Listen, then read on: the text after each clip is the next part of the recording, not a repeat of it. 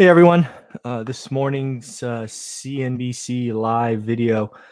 This is actually turning out to be a lot of fun. I never know what I'm going to see when I wake up, and I'm just going to take a topic that I think is interesting. In today's video, I want to talk about Disney. They released earnings yesterday evening, and their stock is down, last I checked, 5%.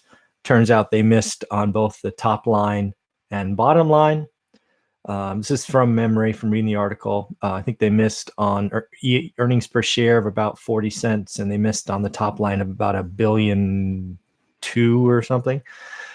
So again, the reason I want to talk about this on a real estate channel is this is, something I still suffer from the scars of investing years ago, right? Where I was burned a couple of times because I didn't appreciate what I was investing in. I couldn't stay close to it. I was traveling around the world, and frankly, stocks can change so fast. And I often come to realize that when you invest in stocks, you have kind of three risk levels. You have market risk, which I've talked about in the first couple of videos on this live stream, where there are just things that can happen in the economy or the world that generally throw a damper on all stocks. In this case, the one we've been talking about lately is the trade war, right? That's market risk. Then there's sector risk. So I think everyone needs to look at that. I think when you look at Disney, you can ask yourself, is there sector risk, right? You read through the statements, they talk about integration costs exceeding what they expected. They talk about investments in their live streaming services, integrations and bundles and things like that. Just got to be expensive, right? They are playing catch up to other providers like Netflix and Hulu and all of that. So I think there are certainly some sector risk. I think, Disney and other kind of media conglomerates who were used to producing, 90-minute, 2-hour, 120-minute content features and putting them out, 2-3 times a year, are being disrupted for sure. So, the question is that really sector risk, and can they adapt and move forward? So, that all is in reality. And by sector risk, you're now going, okay, who else is out there, right? Who else could be impacted? If Disney's the first one to report a miss, are there other Disneys out there, and maybe even worse, in my portfolio that could be something that I need to get rid of? And then you go down to stock, right? So market, sector, stock. And now you're looking at Disney, the stock, and going, okay, what's going on? So all of those things. But when I, as a real estate investor, look at the stock market or individual companies, I'm looking for indicators, right? So why did I pick Disney? Well, right, I'm old, right? So one of the things that I know Disney for are the theme parks, right? I've only been to Disney World once. But what I know of it, people still like going there. It's still a place to take their kids. And I still hear it's expensive, right? The tickets and the food and all of that stuff, and the tchotchkes and the Mickey Mouse ears and all of that stuff. So the reason I chose to look at Disney today is if we are going into what could be a recession, right? Is the trade war and all this economic upheaval impacting the consumers? I think Disney would be a great early indicator, right?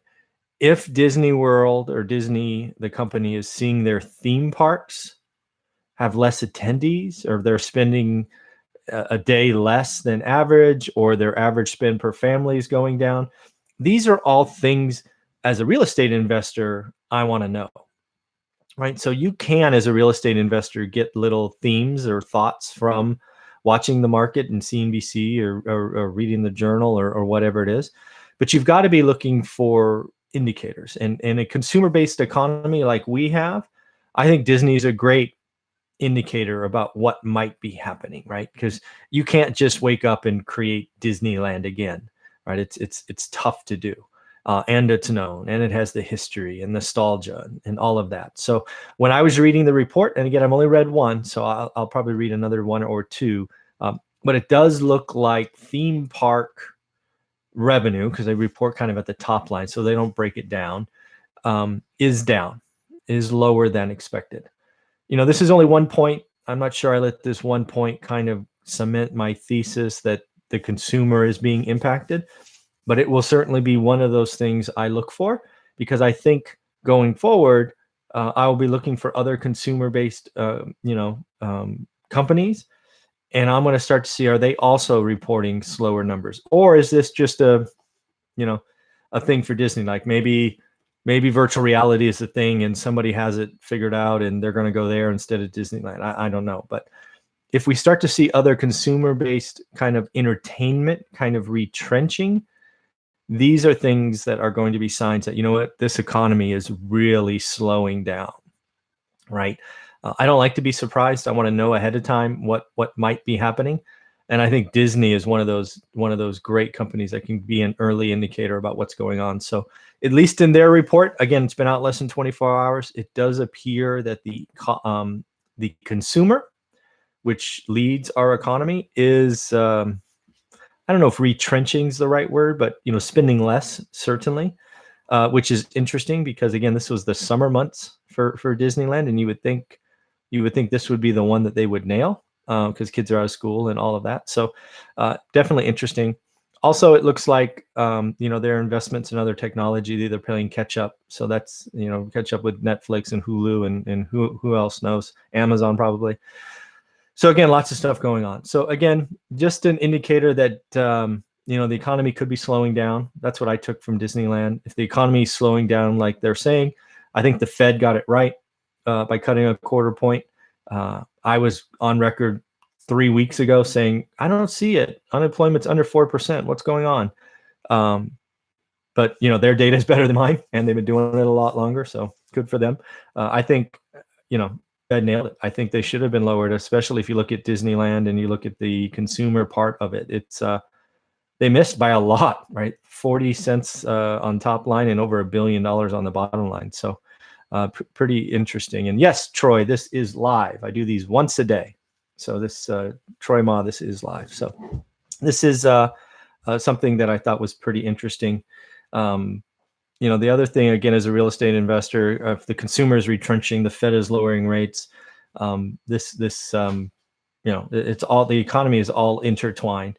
And then lastly, the thing to talk about that I saw in the news that I was going to sort of get at before I chose to pivot and go on to Disney is the 10-year treasuries are quote unquote collapsing.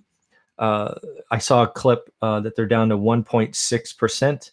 And this is interesting.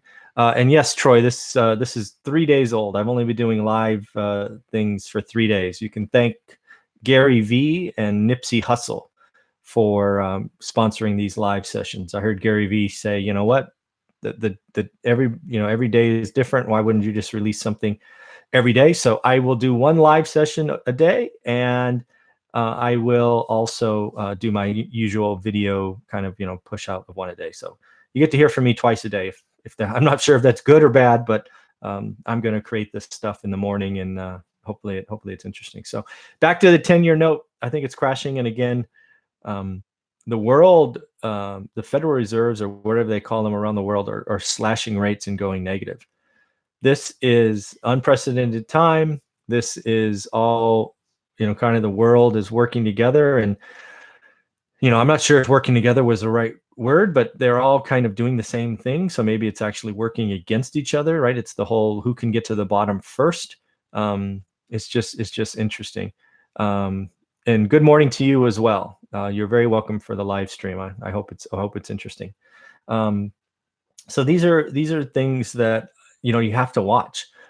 And if rates keep falling, what does that mean? Historically speaking, that means savers lose and people who have debt win. So if rates keep falling, there'll be a lot of people who have 4% mortgages that are simply refi, right? If let's think about it. If you had a 4% mortgage at 30 years, and then for whatever reason you could go get a 2% 30-year mortgage, why wouldn't you, right? It's half. So again, we could be heading into unprecedented times. I thought you would never see 4% mortgages again. We're there again, and I even see some investors getting 4%. Owner occupants now have 3s on them again, which is like very 2008-ish. So this we may be running into a time where lots of people are going to start refining debt again. And if you bought in the last 5 years, you certainly have equity. You also certainly have the ability to refi. So not only can you lower your debt, but what that might spark is another ATM cycle where people use their housing as ATMs and they just use that to float their lifestyle. I certainly hope that doesn't happen. But if you play the dominoes and you have experience over the last 15 years, you could see that happen, right? If your real estate is up 20% and you could slash your mortgage payment in theory by 30%, how many of you wouldn't say, "Oh, I'll just keep the payment the same, but go ahead and give me that $40,000. I'll take it and go buy a new car or get a vacation or something." So we may be running into a time where the house becomes an ATM. It could become the way people float themselves during a down cycle. All this stuff is interesting to me to watch, and hopefully it is for you too. So thank you everybody for watching. Can't wait to see what we talk about tomorrow. Take care.